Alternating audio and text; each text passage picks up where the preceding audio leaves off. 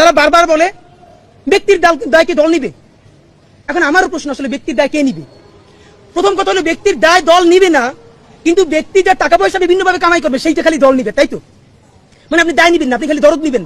তাহলে দ্বিতীয় প্রশ্ন হলো, ব্যক্তির দায় যদি দল না নেয় তাহলে যে কোনো দলের প্রধানই আইসে কি খুন করতে হবে? ধরেন বিএনপির যদি কেউ কোথায় খুন করে, এটা বিএনপি করছে এটা প্রমাণ করার জন্য কি তারেক রহমান সাহেবরা এসে খুন করতে হবে?